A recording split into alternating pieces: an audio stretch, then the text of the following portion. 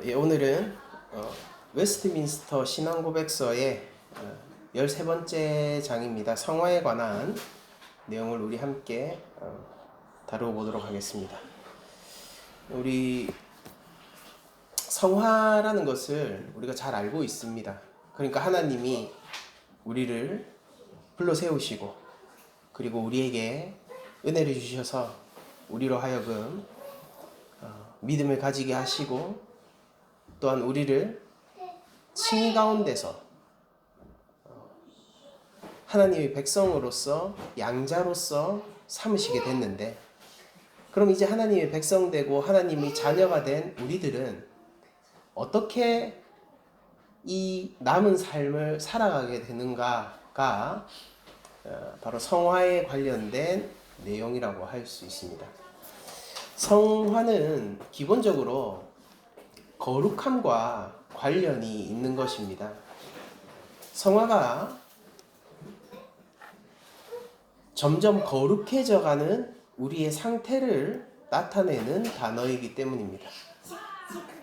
우리가 출애굽을 한 백성들에게 하나님이 무엇을 요구하셨는지를 레위기를 통해서 저희들이 알 수 있는데, 그게 바로 내가 거룩하니 너희도 거룩하라라는 하나님의 명령입니다. 본디 이 거룩에 대한 명령은요, 그냥 출애굽 백성들에게만 주어진 명령이 아니라 아담과 하와에게도 주어졌었던 명령입니다. 하나님이 그들에게 선악과를 따먹지 말라라고 얘기를 했을 때 그 명령은 거룩의 상태를 유지하라라는, 정결의 상태를 유지하라라는 명령이기도 했기 때문입니다. 근데 우리들이 알다시피 아담과 하와는 최초의 불순종으로 인해서 죄와 타락 가운데 그 오염의 상태로 아담 공동체 전체를 밀어넣게 되었고, 우리들은 그 타락한 아담 공동체로서 모두 죄인의 위치를 점하고 있습니다.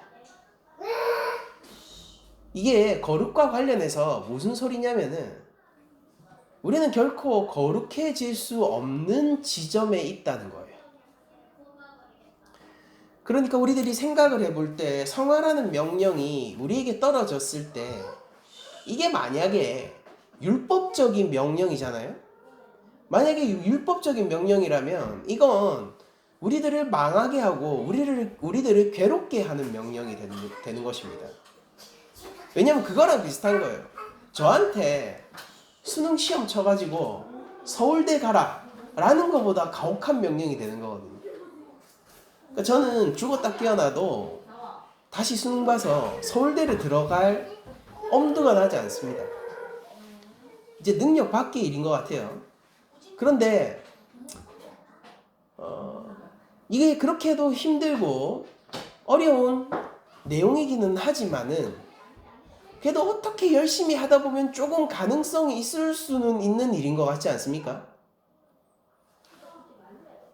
그런데 우리 죄인에게 거룩하라라고 하나님이 만약에 명령을 하신다라고 하면은 그건 조금의 가능성도 없는 일이 됩니다. 제가 서울대를 가는 것보다 더욱 절망적인 것, 제가 지금 다시 수능 공부를 해서 서울대에 수석 입학하는 것보다 더 절망적인 요구가 무엇이냐면은 이 타락한 아담 공동체에게 거룩하라라는 명령을 하시는 것이죠. 그런데 그 일이 사실 우리에게 당위적으로 있습니다. 아담과 하와에게 선악과를 따먹지 말라, 그렇게 정결을 유지함으로 거룩으로 들어가라 라고 했었던 하나님의 명령은요, 단순히 개인에게 내려진 명령이 아니라 하나님 형상으로서의 인간에게 주어진, 인간으로서 하나님이 그렇게 만드셨거든요. 그걸 요구되어지도록 만드셨거든요.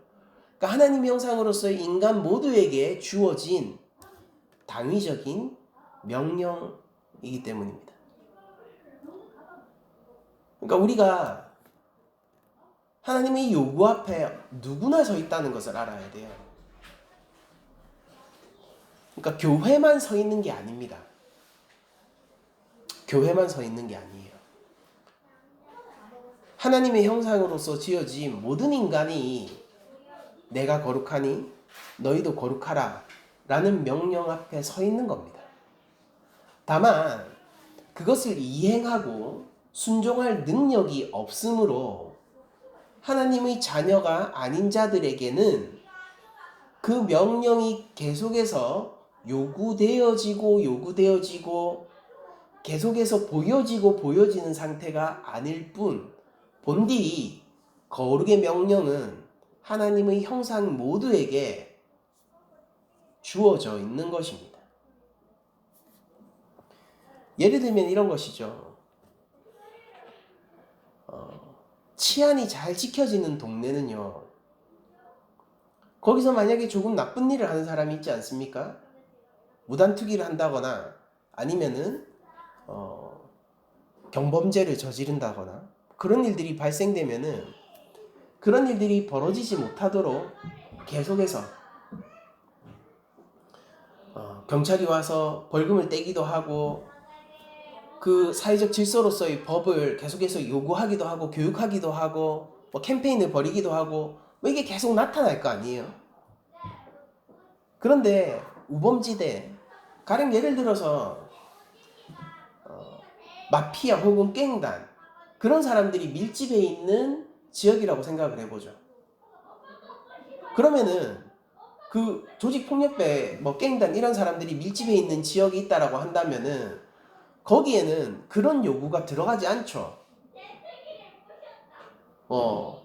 다른 사람을 상의하면 안 돼, 뭐 무슨 그렇게 뭐 피해를 끼치면 안 돼, 범죄를 저지르면 안 돼, 그런 요구가 그 지역에서 계속해서 드러나거나 요구되어지진 않습니다.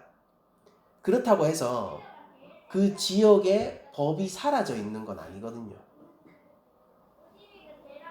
그러니까 사회적인 법령은 그 우범지대에도 여전히 있어요. 그것이 마피아 소굴이라 하더라도 거기에 여전히 사회적인 법령은 요구되어지고 있는 겁니다. 다만 드러나지 않죠, 거기에선. 그런 거예요. 그래서 하나님의 백성에 대한 거룩의 요구라는 것은, 그리고 그 거룩의 요구가 우리 삶 가운데서 자꾸 드러난다는 것은 우리가 어떤 상태가 되었다는 것을 뜻하느냐면은, 우리가 양자됨에 대해서 저번에 배웠죠. 그러니까 우리가 하나님의 자녀가 되었다라는 것이고, 이제 우리의 소속이 하나님 나라의 백성으로 바뀌어졌다는 걸 뜻하는 겁니다. 그래서 우리 삶에서 이전과는 달리 하나님이 자꾸 치고 들어오고 성령님이 자꾸 우리 삶 속에서 조명하시고 우리를 이끌어 가셔서 우리의 삶을 거룩으로 인도해 가시고 거룩의 필요성을 자꾸 보여주시고 우리의 죄악들 가운데서 우리가 머물지 않도록 우리의 마음을 찌르시고 이렇게 우리의 삶을 들쑤시고 일어나라 하시고 걸어가라고 하시고 저기까지 달리라고 하시고 이런 마라톤을 자꾸 시키시는 거란 말이죠. 그러니까 성화의 삶이라는 것은 하나님 자녀에게 일어나는 축복된 삶이다라고 생각을 할 수가 있을 것 같습니다.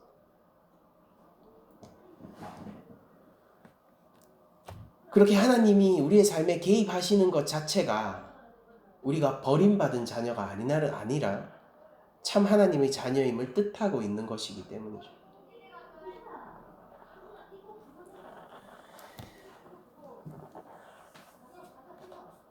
그리고 이렇게 하나님이 거룩으로 부르셔서 거룩한 삶을 살아갈 때에 성화의 이 삶이 무엇에 의해서 거룩이 이루어지는가를 우리 신앙의 선배들은 뭐라고 인지하고 있었냐면은, 거룩으로 이끌어지는 성화의 삶은 전적으로 하나님의 은혜로만 가능하다. 인간적 힘으로 불가능한 거예요. 그럼 생각해 보세요. 죄인이지 않습니까? 차라리 서울대 수석을 노리지 거룩한 하나님의 자녀를 노릴 수는 없는 거예요, 우리가 만약에 거룩으로 나아가고 있다면은 그것은 전적으로 성령의 능력과 힘 때문입니다. 그래서 성화라는 것은, 우리가 거룩해지는 것은 전적으로 100%란 뜻이에요. 전적으로 하나님의 은혜로만 가능하다라고 우리의 신앙 선배들은 인지하고 있었어요. 그러면서 동시에 뭐라고 했냐면은, 또한 전적으로 인간의 책임이다라는 말도 덧붙입니다.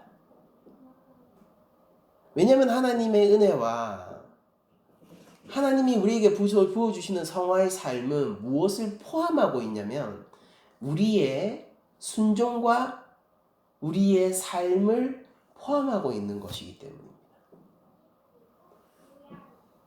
전적으로 하나님이 우리 삶 가운데서 일하신다라는 것은 내가 점점 로봇가 되어가고 프로그래밍화가 되어가고 그냥 하나님이 타다다닥 입력하면은 출력하면서 내 삶이 자동으로 변해지고 이런 삶을 뜻하는 게 아니라, 하나님이 함께 하시기 때문에 내가 진짜 하나님이 형상답게 살아간다는 걸 뜻해요.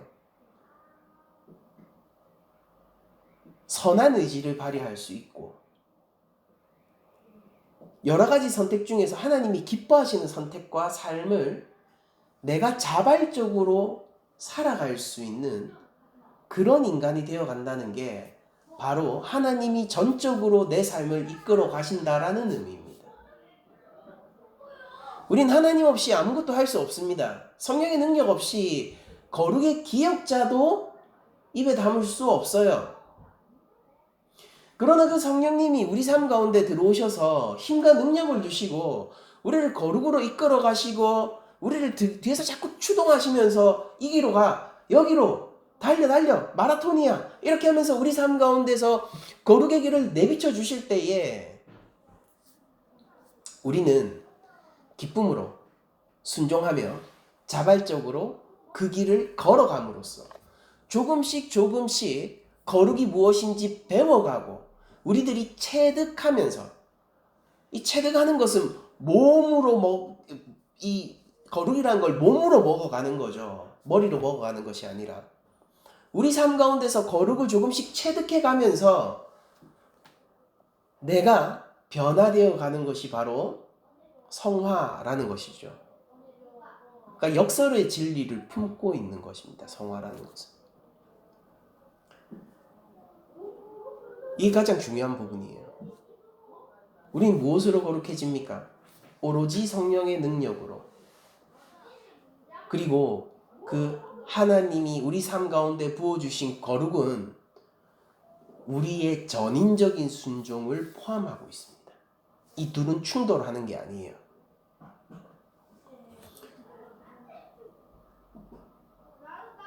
이 서로 거룩의 삶을 우리들이 추구하고 살아가게 될 때에, 그렇다면 우리에게 가장 중요한 것은 무엇이냐면은 조금씩 계속해서 나아가는 겁니다. 우리들은 교회 안에서 이 많은 간증들을 보면서 한 가지 착각을 하곤 해요. 뭐냐면은 어느 날 갑자기 무언가 하나님을 만나고 급변하게 되었다라고 착각하게 되는데, 그리고 그게 신앙의 능력이고 성령의 능력이다 라고 착각하게 되는데, 여러분들 그거는 상황이 바뀐 거겠죠. 생각해 보세요.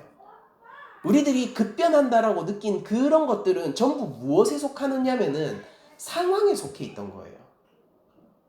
여러분들이 어떤 간증을 들었고 어떤 에피소드를 기억하신다 하더라도 여기서 벗어나지 않아요. 급변하는 것은 상황입니다. 갑자기 예수님 믿고 나서 사업이 망한다든지, 아니면은 예수님을 믿고 나서 병이 나았다든지, 그게 부정적이든 긍정적이든 상황이 급변한 거예요. 그러면은 그 상황이 아니라 그 사람 자신, 하나님은 우리를 찾으시는 거잖아요. 하나님이 목적하시고 바라보고 있는 게 우리 각자이지 다른 무엇이 아니지 않습니까? 그러면은 그 사람이 어떤 사람이 되었든지 간에 그가 점점 하나님의 백성으로서 변해져 가고 거룩의 삶을 추구하면서 나아가는 길은요, 언제나 점진적이고 물리적인 시간이 오래 걸리고 단번에 바뀌는 것이 아니라 마치 금메달리스트 운동선수가 어릴 때부터 십몇 년을 계속해서 반복하는 일을 통해서 금메달리스트가 되듯이 그렇게 조금씩 거룩을 배워가고 체득해 가면서 양자 삼으신 하나님의 뜻을 따라 우리가 실제 하나님 자녀답게 변해가는 것을 볼 수 있단 말이에요. 그러니까 성화는요, 왕도가 없어요. 우리가 거룩해지는 것에는 왕도가 없습니다. 어떻게 해야 됩니까? 밟아가야 하는 한 걸음 한 걸음을 밟아가야 되는 거예요. 마라톤이 42.19km 아닙니까? 그 상상할 수 있는 거예요? 저는 모르겠습니다. 저는 뭐 키로 단위가 아니라 100m만 달려도 숨이 차요, 이제. 100m만 달려도 숨이 찹니다. 그런데 그거를 42km를 넘는 그 구간을 어떻게 달려나갑니까? 어떻게 갑니까? 그런데 그 마라톤 선수들을 보면은 어떤 식으로 결승점에 도달하냐면은 그 2시간 동안 한 걸음 한 걸음 내딛는 거지 않습니까?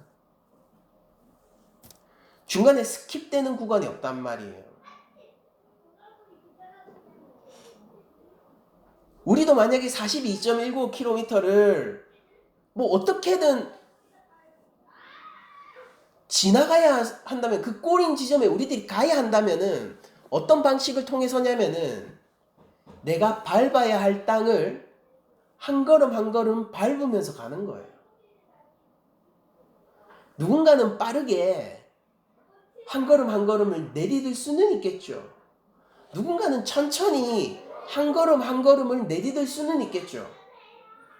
그러나 중간에 스킵한다는 건 있을 수 없는 일이죠. 성화는 무엇이냐면은 순간이동을 하는 게 아니에요. 성화는 누군가 오토바이를 태워줘서, 누군가 자동차를 태워줘서 특정 구간에 편하게 갈 수 있는 게 아니에요. 성화는 반대입니다. 내가 원래 밟아야 했던 그 거룩의 땅을 한 걸음 한 걸음 놓치지 않고 밟아가는 게 성화의 삶이에요. 예수님 믿고 우리들이 환경이 변할 수 있어요. 예수님 믿고 우리의 마음이 한순간에 바뀔 수도 있습니다. 저도 그것을 경험했어요. 예수님 믿고 나서요, 늘 우울하고 어두웠던 제 삶이 다음날 기쁨으로 가득 차더란 말이죠. 그렇게 며칠을 살다 보니까 아침에 일어났는데 아무 일도 일어나지 않는데 저도 모르게 하나님 감사합니다라는 말이 튀어나왔어요. 그 말을 하고 제가 스스로 놀랐어요. 내가 왜 이 말을 했지? 그런데도 불구하고 너무 좋더라고요. 마음에 기쁨이 가득하니까. 우리가 그런 경험은 할 수 있어요. 그런데 그때 제가 그런 경험, 급변하는 어떤 환경적인 경험이나 아니면은 저 같은 경우는 심리적인 변화였죠. 그런 급변하는 심리적인 변화를 경험했다고 해서 내가 하나님의 자녀다워졌다라는 의미와 상통할 수는 없는 상태였단 말이에요. 여전히 하나님이 기뻐하지 않는 일이 몸의 습관으로 남아있고, 어떤 특정한 상황이 와서 스트레스를 받는 상황이 오고 압력이 있는 상황이 오면은 본능적으로 하나님이 미워하는 죄의 길을 선택하고 있던 게 당시의 저입니다. 삶이 변했습니까? 여러분들, 저는요 정말로 삶이 짧은 시간 안에 180도 달라지는 경험을 했어요. 그런데 하나님이 요구하시는 거룩의 요구 앞에 서니까 그렇게 삶이 180도 달라진 이후에 하나님이 요구하시는 하나님 자녀로서의 삶이 내 앞에 딱 들이밀어지니까 저는 다른 방법을 찾지 못하고 한 걸음 한 걸음 갈 수밖에 없더라고요.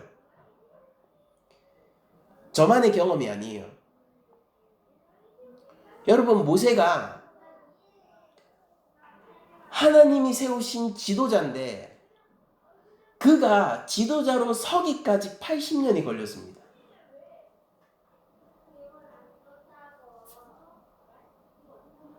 아브라함이 믿음의 조상 아닙니까? 그 믿음을 우리 모든 하나님의 백성들, 민족과 시대를 막론하고 모든 하나님의 백성들의 믿음의 조상으로서의 아브라함은 그 우리가 무엇을 믿어야 할지의 내용과 그 믿음의 수준이 무엇인지를 우리에게 보여주는 본으로서 일종의 교보제로서 그 자리를 매김하게 되는데 그 일을 언제 달성하게 됩니까? 그가 부름받은 건 하란에서 부름받았어요. 그러니까 그때부터 아버지 집을 떠날 때부터 삶이 달라졌다니까요. 완전히 달라졌어요. 그런데 실제 그가 믿음의 조상이 된 거는 언제입니까? 하나님 자녀 주신다고 했을 때 계속 의심하던 때예요. 한참 남았죠. 그러면 그가 이제 사라가 태가 끊겨가지고 이제 드디어 태가 끊겼음에도 불구하고 이삭을 낳았던 때입니까? 아직 멀었어요. 언제입니까? 하나님께 이삭을 바칠 때예요. 그 일이 언제 일어났습니까?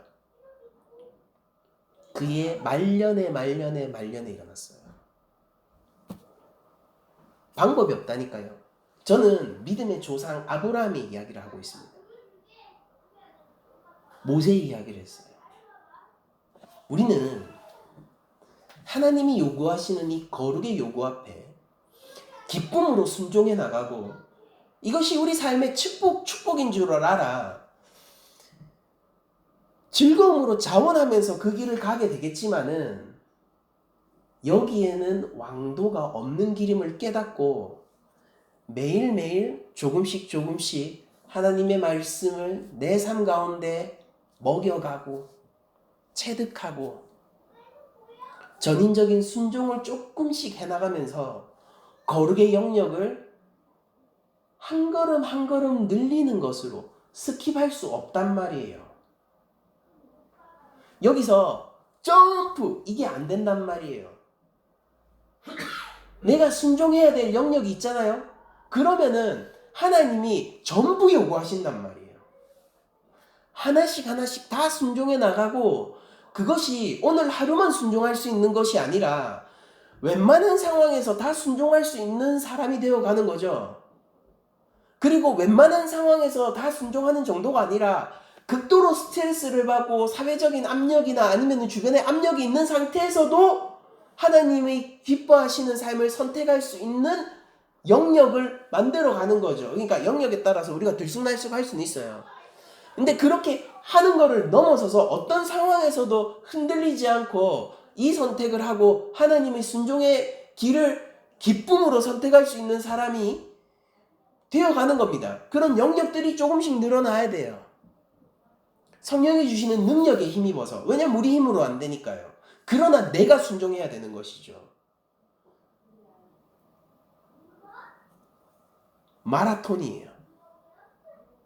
그리고 이것은 일종의 죄와의 전쟁에 가까운 일이기 때문에 장기전이에요. 우리는 실망할 필요가 없습니다. 그러므로 성화의 삶에 있어서. 성화의 삶은 달리 얘기하자면은 거룩해져 가는 삶을 뜻하지만은 그 이면에 무엇을 품고 있냐면은 수많은 실수와 실패 아래에서도 계속 갈 수 있는 삶을 뜻하는 것이기도 하거든요. 저는 성화의 삶을 여러분들에게 알려줄 때 이것을 설교할 차례가 되어서 설교하기로 준비하게 됐을 때 가장 알려드리고 싶었던 것이 무엇이냐면은 우리들이 실망하지 않고 스스로 정죄하지 않으며 조금씩 나아가는 것으로도 충분하다는 것을 알려드리고 싶었어요. 왜냐하면 제가 어릴 때 들었던 성화라는 것은 너무 거룩해서요. 가기 무서웠거든요. 너무 거룩해서 나를 짓눌러 버릴 것 같았거든요. 성화에 대한 설교를 듣고 나면은 저는요, 마음이 답답해져서 그 한 주간을 살아내기가 힘들었어요. 그리고 제가 실제로 예수님을 믿고 살아보니까 예전에 들었던 설교랑 좀 다르더라고요. 그리고 제가 성경을 살펴보고 복음 안에서 성화를 이해하고 조직신학에 대한 지식이 늘어갈수록 성화가 좀 달리 보이더라고요. 성화는 축복된 것이고 즐거운 것이고 진짜 살아갈 만한 삶이 이것이다를 제시해 주는 것으로 저에게 보이더란 말이죠.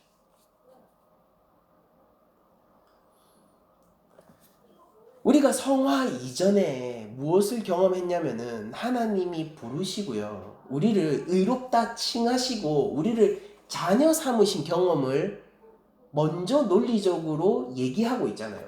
그 위에서 요구되어지는 게 성화입니다. 우리는 회심하고 거듭난 자가 되었어요. 그 위에서 요구되어지는 게 성화예요.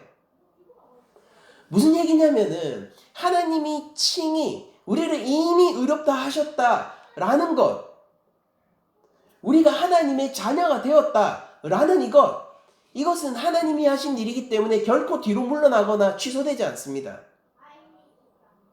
그러므로 우리한테 성화의 삶을 요구하는 거예요. 저는 예전에 성화의 삶을 이렇게 들었거든요. 내가 거기 도달 못하면 죽을 것처럼 여겨졌거든요. 그런데 성화라는 교리 자체가 뭘 전제로 하고 있냐면은 우리 삶 속에서 완전 성화는 죽을 때까지 일어나지 않는다를 전제하고 있더라고요. 그게 기본 조건이에요. 삶 가운데 전쟁처럼 일어납니다. 이건 마라톤이에요. 그러니까 한번 땡 해가지고 두두두 달리고 끝 할 수 있는 게 아니에요. 죽기 전까지 그 42.19km라는 인생의 달리기를 끝까지 가야 돼요. 근데 뭘 얘기하고 있냐면 누구도 결승점은 통과 못하더라가 전제되어 있단 말이에요. 우리 중 누구도 마라톤 프로 선수가 없다는 뜻입니다. 거룩의 프로가 없다니까요. 거룩의 킵초게가 없단 말이에요. 거룩의 황용조가 없단 말입니다. 그럼 누가 거룩을 완성하시는가? 예수님이요. 하나님이 거룩하세요. 우리는 언제 거룩에 도달하게 되는가? 그 완전 거룩, 완전 성화의 상태를 우리는 영화라고 따로 부릅니다. 언제 되는가? 우리가 죽고 하나님의 영광에 참여되게 될 때 즉시요. 그러니까 그 꼬린 지점을 보잖아요. 그러면 우리들이 밟아야 될 한 걸음 한 걸음을 밟으면서 가면은 누군가는 1km 가고 누군가는 2km 가고 누군가는 3km 갈 수 있겠죠. 좀 달린다 싶으면 42.19km에서 한 10km 달릴 수 있겠죠. 엄청 많이 달린 거예요. 엄청 많이 달린 겁니다. 10km쯤 42.19km에서 10km쯤 달릴 수 있는 사람이 몇 명이나 되겠습니까? 근데 여러분 1km 달린 자나 10km 달린 자나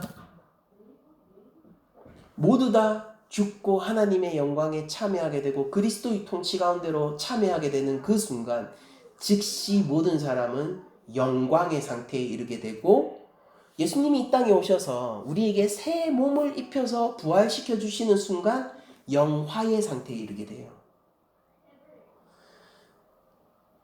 용어가 나눠져 있는 겁니다. 그러니까 성화라는 거는 그런 영광의 상태라든지 영화의 상태를 배제한 상태입니다. 뭐가 중요한지 아세요? 성령님이 이끌고 있다는 사실 자체가 중요한 거예요. 내가 거기에 동의를 해가지고 실제 성령님이 이끄시고 원하시는 것에 조금씩 순종할 수 있는 영역들을 늘려간다라는 내 이 믿음과 신앙 자체가 중요한 게 이 성화의 삶이라는 거예요. 거룩이 요구되어지는가? 거룩이 요구되어지는 거예요. 실제 거룩해져 가야 합니까? 그래야 합니다. 그것이 없으면 성화의 삶이 아니에요. 근데 완전 성화가 없고 우리들은 뭘 할 수밖에 없냐면은 한 걸음 한 걸음 갈 수밖에 없고 근데 그거를 끝까지 포기하지 않고 계속 갈 수 있다는 것 자체가 은혜요. 하나님의 선물이요. 성령의 능력이므로 우리들은 이 성화의 삶을 기쁘게 받아들이고 즐거움으로 받아들이면서 오늘 실패를 딛고 내일도 한 걸음 뗄 거예요. 하루에 한 걸음입니다. 한 걸음 하다 발목 뼈어요? 오케이. 자고 일어나 보세요. 성령님이 발목 낫게 해줬을 거니까. 한 걸음 또 가는 거예요. 실패가 있습니까? 딛고 가는 겁니다. 가도 돼요. 이렇게 가다가는 41.195km는 커녕 1km도 오케이. 그래도 이게 성화의 삶이니까 괜찮은 거예요. 42.195를 가야 되는데 그게 아니라 죽기 전까지 턱도 없어. 죽기 전까지 턱도 없어요. 그래도 우리들은 기쁨으로 그 길을 가는 거죠. 그게 성화의 삶이에요. 왜냐하면 성령의 능력을 의지해서 가는 것이고 왕도가 없다는 것을 알고 있고 누군가는 조금 빠른 속도로 달리고 있더라도 그 사람도 한 걸음 한 걸음이요. 나도 한 걸음 한 걸음이니까 그냥 가는 거예요. 여러분들 그러므로 인생을 즐기란 말입니다. 카르페 디엠. 인생을 즐기자고요. 오늘 하루를 즐기자고요. 다만 즐김의 방식이 무엇이냐면은 우리를 구원하신 예수 그리스도의 십자가 사랑 안에서 하루를 살아가는 거예요. 우리를 이끄시는 성령의 거룩하신 요구 앞에서 우리가 전인적으로 반응하고 순종하면서 살아가는 거예요. 인간답게요. 하나님 형상답게요. 그렇게 살아가는 거예요. 그게 성화의 삶이란 말입니다. 그러니까 그렇게 살면은 우리가 조금씩 거룩해지는 게 부담이 되는 게 아니라 언제 이렇게 이게 됩니다. 여러분들 제가 기타를 기능적으로 익혀야 될 필요가 있어서 기타를 익혔습니다. 왜냐면은 교회 반주자가 있었는데 한나자매님 있었는데 시집을 갔어요. 남편이 경기도 살아요. 우리 그래서 이 개척 때부터 계신 분들은 알죠. 그러니까 없어졌잖아요. 지금 그 올겐도 없었잖아, 팔았잖아요. 이제 그때부터 어떤 필요가 생겼냐면은 찬양을 인도해야 될 필요가 생겼어요. 그래서 여러분들이 지금 스피커로 듣고 계시는 그 어플, 그 어플을 통해 가지고 하는데 이 어플로 찬송가는 이렇게 반주가 나오는데 CC에만 안 나오잖아요. 그래서 기타를 익혀야 됐단 말이에요. 그래서 기타를 익혔습니다. 그 과정이 즐거웠을까요? 이게 해야 돼서 한 거예요. 그 안에 재미는 있었죠. 근데 그게 진짜 즐거운 경험이었나 생각해 보면은 압박이 더 컸어요. 이걸 빨리 익혀야지. 우리 교회에 뭔가 예배 운영 측면에서 뭔가 할 수 있는 일이 생기는 거예요.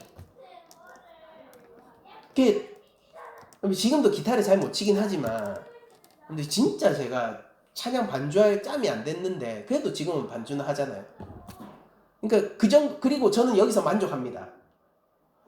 왜냐면은 못 치는 곡을 걸러냈을 때 이제 칠 수 있는 곡들이 더 많아졌거든요. 이 정도면 만족해요. 모든 곡을 다 치고 싶지도 않아요.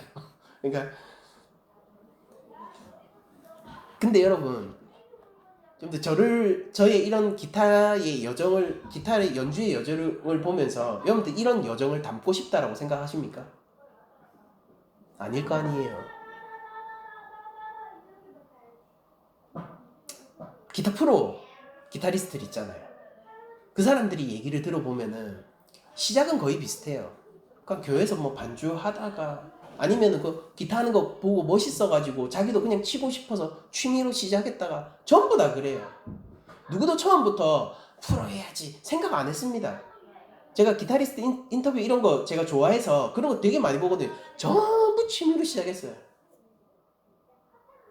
제가 좋아하는 기타리스트는요. 그냥 교회 반주로 시작했어요. C 코드, D 코드, F 코드 있는 거, 힘들어가지고 그 찬양 빼고 시작하고 그렇게 다 시작한 거예요. 다 그렇게 시작했다고요. 근데 그 사람들이 왜 그렇게 프로 기타리스트까지 됐냐면요. 그 기타 치는 그 시간을 좋아하고 사랑했거든요. 이걸 통해 가지고 뭘 해야지가 아니라 그냥 치고 있는 게 좋았던 사람들이에요. 그러니까 제 공통점을 발견했어요. 그 사람들이 전부 다요. 기타를 치는 그 자체를 사랑하는 사람들이에요. 그 사람들이 제일 멀리 가고 제일 빨리 갔습니다. 그럼 이게 그냥 단순히 기타에서만 그거 되는가? 아니에요. 제가 보니까 영상하는 사람들 있죠. 영상하는 사람들도 진짜 잘하는 사람들 있잖아요. 그 사람들 보니까 그냥 이게 너무 재밌었던 거예요. 내가 뭔가 이렇게 영상들을 짜집기 하고 편집해가지고 결과물을 낸 이게 너무 재밌었던 거예요. 그러니까 그냥 그거를 잘하고 싶었던 거예요. 그 사람들이 지금 한국에서 제일 잘하는 영상 전문가들이 돼 있습니다. 그리스도인으로서 성화의 삶을 살아간다라는 거는요. 내 매일의 삶을 내 스스로 사랑할 수 있다라는 뜻이에요. 왜냐면은 이 삶이 이전과는 다르거든요. 우리 동의되잖아요. 내 눈에 보이는 여러분들은 제가 다른 사람은 모르는데요. 내 눈에 보이고 계신 우리 성도님 여러분들은 제가 그 백그라운드 스토리를 알기 때문에 여러분들 다르잖아요. 예수님 믿기 전이랑 지금 삶이랑 하루 삶의 퀄리티가 다르지 않습니까? 예수님 믿기 전으로 여러분들 빠꾸 하고 싶은 사람 여기 계세요? 그러니까 오늘 하루가 이전과 달리 사랑스러운 하루란 말이에요. 감사할 수 있는 하루라니까요. 그러니까 이 삶을 누려가는 게 성화예요. 그럼 이 삶이 무엇 때문에 그렇게 바뀌었는가? 왜 다른가? 내가 예수 믿기 전이랑 오늘의 삶이 사실 그냥 똑같은 하루인데 시간도 24시간이요. 우리가 그냥 대한민국에서 살고 있고 그럼 별로 달라진 것도 없고 나는 여전히 그냥 이 외모, 이 키, 이 재력을 가지고 그냥 살아가고 있는데 왜 이토록 다른가? 그거 생각해보면 그 차이가 여러분들 하나밖에 없잖아요. 하나님의 은혜가 지금 이 삶 가운데 있는 거예요. 그러니까 그게 우리의 삶을 결정적으로 바뀌었다니까요. 이거는 완전히 다른 차원이라니까요. 이거 완전 다른 거예요. 벽이 느껴질 만큼 다른 삶이 돼버렸잖아요. 그러니까 이 삶을 사랑하고 이 삶에 하나님의 은혜 가운데 믿음도 있고 거룩도 있다면은 우리도 그걸 챙겨가는 거예요.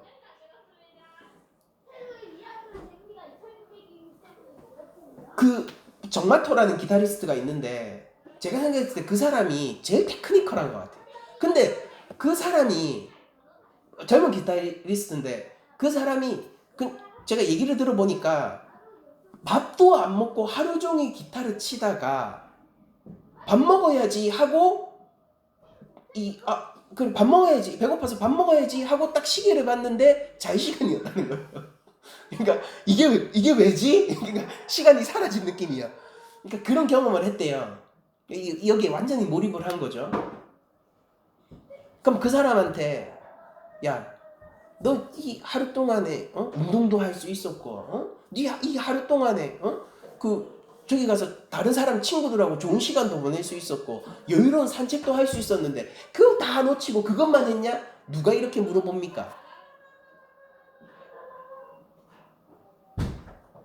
그거 진짜로 가득 찬 하루였겠네. 우리 이렇게 생각하잖아요. 왜냐면 자기는 기타를 치는 걸 사랑하는 사람이거든요. 그게 충만한 하루였거든요. 그런 날도 있을 수 있어? 우리 이렇게 생각하지 않습니까? 어리석다라고 누가 생각합니까? 여러분들 우리가 하나님의 은혜와 선물 가운데 거룩이 우리 삶 안에 밀려 들어오고 있어요. 그 요구가 되어지고 있어요. 그럼 그걸 많이 누릴 수 있으면은 여러분들 우리 삶은 얼마나 충만하고 기쁨이 있고 이것도 할 수 있고 저것도 할 수 있고 이런 차원의 얘기가 아니라니까요. 그 삶을 쪼개가지고 이것도 했으면은 뭐 좋았고 저것도 했으면 좋았고 그런 게 아니라 우리가 하나님의 말씀과 뜻 가운데 그 거룩을 향하는 그 길을 충만하게 갈 수 있었으면은 그것만큼 우리 삶을 윤택하게 하고 우리 스스로의 삶에 대한 만족감을 올리고 내 하루하루를 사랑할 수 있는 비결이 없다라는 거예요. 그러니까 이 성화의 삶이 뭐냐면은 매일 하나님 앞에 기도하고 범사에 감사할 수 있는 삶이 드디어 우리에게 주어졌다를 선포하는 교리라는 겁니다. 이제 여러분들에게 하나님의 요구를 말씀드릴게요. 하나님은 거룩을 요구하세요. 거룩을 요구하세요. 하나님의 거룩은 완전한 거룩입니다. 흠이 조금이라도 있으면 안 돼요. 그 거룩이 우리 삶 가운데 묵혀져 있고 마치 우범지대에 있는 마피아들처럼 그들이 사회적인 법령 앞에 노출되어 있음에도 불구하고 전혀 드러나지 않는 그런 삶이 아니라 시시각각으로 그 거룩이 우리 삶에서 요구되어지는 삶을 여러분들 살게 되었습니다. 이 어찌 기쁘지 아니하시겠습니까? 오늘 하루 좀 못했어요? 걱정 마세요. 내일 또 충만하게 거룩이 요구되어질 거예요. 오늘도 실패했습니까? 오케이. 자고 일어나 보세요. 또 하루가 충만하게 거룩이 요구되어질 거예요. 왜? 하나님이 우리를 자녀 삼으시고 우리를 구원하신 하나님이 주 예수 그리스도 안에서 우리에게 매일 새로운 능력과 새로운 요구를 부어주시고 계시거든요. 성령의 능력으로 성령의 힘을 의지해서 우리들은 이 거룩의 삶을 하루하루 살아가는 것입니다. 내가 순종해야 되고 내가 이해해야 하고 내가 체득해야 되는 이 삶이, 근데 이게 부담입니까? 뭐 부담이라고 할 수도 있겠지만 근본적으로는 즐거운 삶 아닐까요?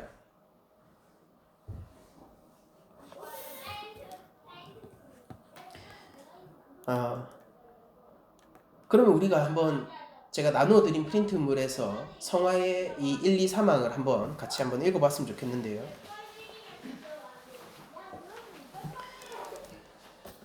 1항에 이렇게 적혀있죠. 효과적으로 부르심을 받고 중생하여. 그러니까 앞에서 배운 것들이 계속해서 나오고 있는 겁니다. 이거 순서도 논리적 순서로 이어져 있는 거죠.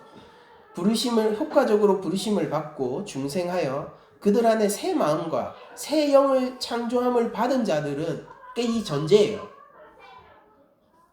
그리스도의 죽으심과 부활의 공로를 통하여, 내 힘과 능력을 통하여 아니죠. 그리스도의 죽으심과 부활의 공로를 통하여, 즉 대속되고, 죄가 대속되고 또 부활을 통해 새 생명을 보장받은 그 공로를 통하여, 하나님의 의에 참여한 그 공로를 통하여 그의 말씀과 그들 안에 내주하시는 성령으로 말미암아, 그의 말씀이라는 것은 바로 예수님, 주님의 가르침을 얘기합니다. 성화의 본은 예수님이세요. 하나님 형상으로서의 회복이 성화에서 요구되어지는데 그 완전한 하나님 형상이 예수님이거든요. 그의 말씀과 그들 안에 내주하시는 성령으로 말미암아 실제로 그리고 직접 성화되며, 그러니까 성화는 머릿속에 일어나는 이론적인 게 아니라 내가 정말로 거룩해져 가는 일이라는 것입니다. 그리고 그게 일어난다라는 거예요. 실제로 그리고 직접 성화되며, 근데 무엇으로? 말씀과 성령의 능력으로. 뭘 통하여? 그리스도의 죽으심과 부활을 통하여. 누구한테? 새 마음과 새 영의 창조함을 받은 자들, 칭의를 받은 자들, 중생한 자들, 부르심을 받은 자들, 그들에게 직접 성화되며 온몸을 주관하는 죄의 권세가 파괴되고, 그리고 죄의 몸에서 나오는 몇 가지 정욕들이 점차 약해져 줄어지고, 우리의 죄의 그 본능과 죄 가운데 있는 그 괴로움들이 조금씩 약해진다라는 것입니다. 점차 약해져 줄어들고, 그들은 점차 모든 구원하는 은혜 안에서 활기를 되찾아 강건하게 되어 참된 거룩의 생활을 하게 된다. 그러니까 성화라는 건 뭐라는 거예요? 나아져 가는, 아픈 자가 나아져 가는 것처럼, 그리고 기력이 없던 자가 건강해져 가는 것처럼, 그리고 삶의 기쁨이 없는 자가 기쁨을 찾아가는 것으로, 삶의 거룩이 없던 자들이 삶의 거룩을 찾아가는 것으로, 삶의 어둠이 들여졌던 자들이 삶 가운데 빛을 충만하게 받아가는 삶으로 나아가는 것처럼 그렇게 점차 거룩의 생활을 하게 된다라는 겁니다. 이러한 거룩의 생활이 없이는 아무도 주님을 보지 못할 것이다 라고 하는 거예요. 즉 우리들 신앙고백서는 우리들이 하루하루 살아가는 이 성화의 삶을 어떻게 인식하고 있는 거냐면은, 그러니까 조금씩 예수님을 더 만나가는 것으로 인식하고 있는 거예요. 누가 하나님을 만나고 누가 예수님을 만납니까? 집회 나가가지고 뒤집어지고 눈 감고 부르르 떠는 사람이 하나님을 만나는 거예요? 하루가 결정하는 거예요. 내가 오늘 하루 주 예수 그리스도의 말씀을 새기고 성령의 능력으로 그 말씀이 내 삶의 전 영역 모든 부분에서 작용할 수 있도록 내가 전인적으로 순종하면서 거룩을 추구하며 살아가게 되는 그 하루, 부족해도 되고 모자라도 돼요. 실패해도 돼요. 매일 새 힘을 주시는 하나님을 신뢰하면 그뿐입니다. 우리는 그렇게 오늘 하루 그렇게 주님의 명령 안에서 예수님을 인격적으로 만나는 거예요.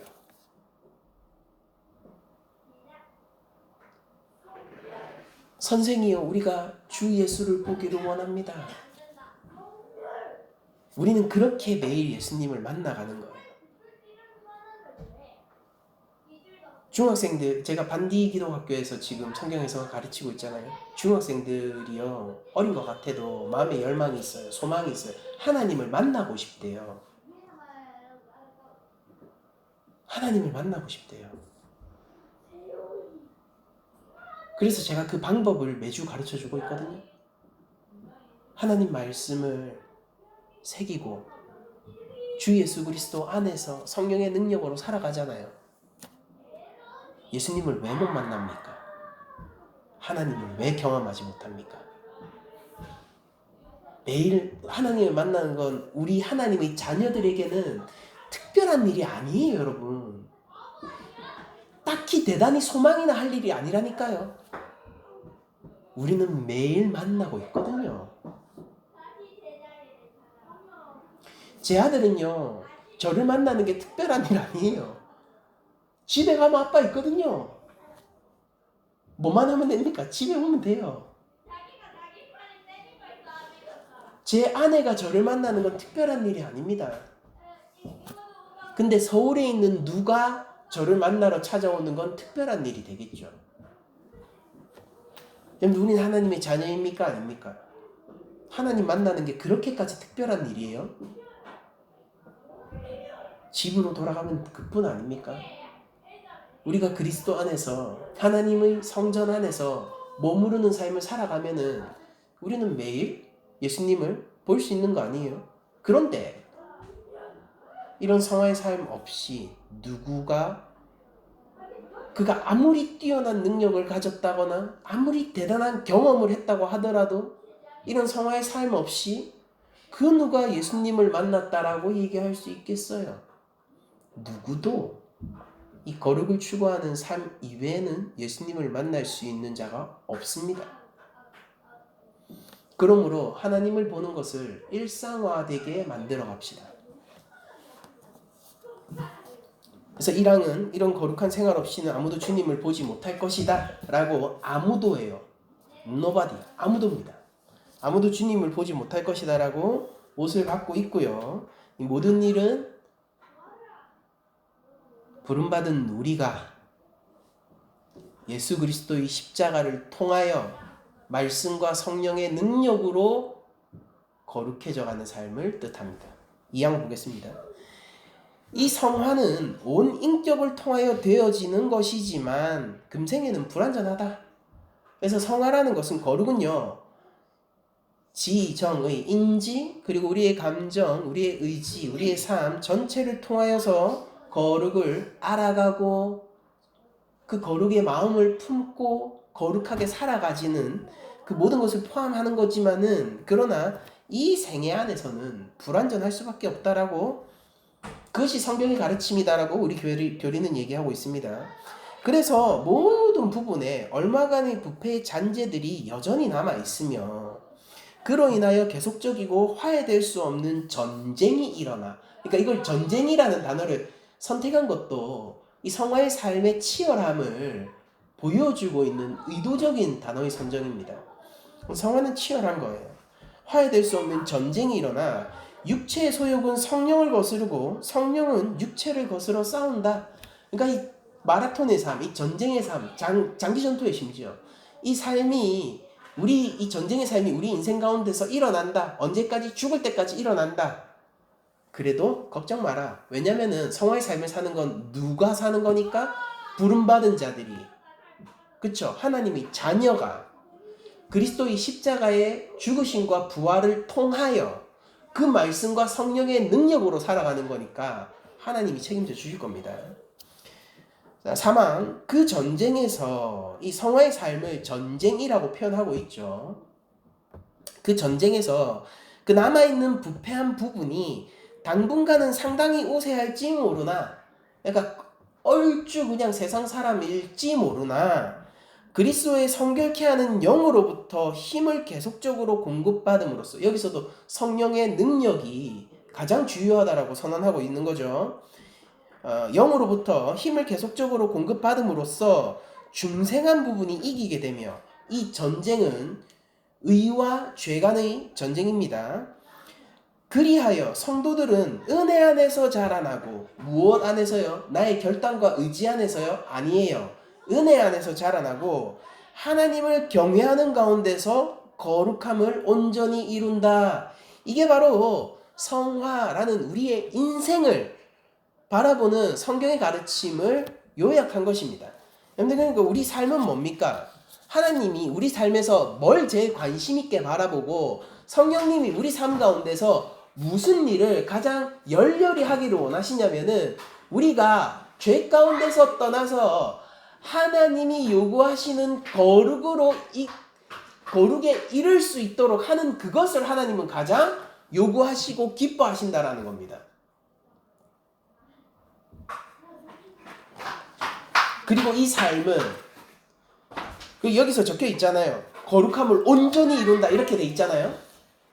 그러니까 이 온전한 거룩의 요구가 있는 이 삶은 우리에게 축복이고 기쁨입니다. 스스로의 힘으로 살아가지 마십시오. 성화를 하나님의 은혜 가운데 그리스도의 십자가를 통하여 성령의 능력과 그 말씀으로 살아가십시오. 그러면은 누구보다도 충만한 하루하루, 누구보다도 기쁨과 보람이 있는 하루하루, 사람들이 생각하는, 우리 삶이 좀, 인생이 하루가 좀 꽉 찼으면 좋겠는데 라고 생각하는 그 인간다운 하루하루를, 의미가 있는, 가치가 있는 하루하루를 아주 손쉽게 살아가실 수 있을 겁니다.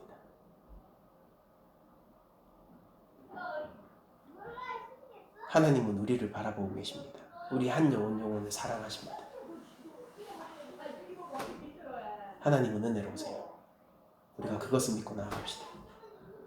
한 주간 여러분들 살아가실 때 성령이 능력으로 가득 채워주시는 하루하루를 살 수 있기를, 예수 그리스도 안에서 믿음으로 살아가실 수 있기를, 거룩을 소망하면서 실제로 이루어가며 살아가실 수 있기를 축복드리면서 오늘 말씀을 마치도록 하겠습니다.